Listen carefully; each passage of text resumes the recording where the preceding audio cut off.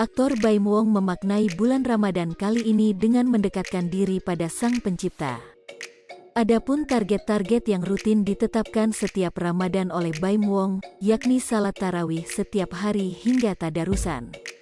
Namun, meski dirinya sudah menargetkan itu, baginya ada saja amal ibadah yang kurang dilakukan saat Ramadan. Setiap tahunnya selalu nggak pernah puas sama Ramadan ya, ada aja yang saya kurang apapun itu, kata Baim Wong di kawasan Tanah Kusir, Jakarta Selatan, baru-baru ini. Berdasarkan pengalaman Ramadan sebelumnya, jika ia sudah merasa rutin melakukan salat tarawih, tapi ada saja ibadah lainnya yang tidak sesuai target. Mau dulu tarawihnya nggak full, alhamdulillah kemarin full, tapi tadarusnya enggak, dan sebaliknya, tapi ke orang tuanya juga jarang, tapi setiap tahunnya saya nggak pernah puas, tutur Baim. Kendati demikian, suami Paula Verhoeven ini bersyukur dirinya memiliki sifat tak pernah puas untuk ibadah selama Ramadan. Sebab, hal itu jadi motivasi untuk dirinya menyambut Ramadan di tahun selanjutnya.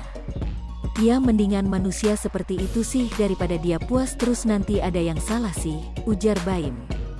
Kalau saya lebih ke setiap abis lebaran saya selalu nyesel, duh kenapa ya ini semoga ketemu puasa lagi, alhamdulillah ketemu lagi, ya benerin lagi, pungkasnya. Aktor Baim Wong memaknai bulan Ramadan kali ini dengan mendekatkan diri pada Sang Pencipta. Adapun target-target yang rutin ditetapkan setiap Ramadan oleh Baim Wong, yakni salat tarawih setiap hari hingga tadarusan. Namun, meski dirinya sudah menargetkan itu, baginya ada saja amal ibadah yang kurang dilakukan saat Ramadan.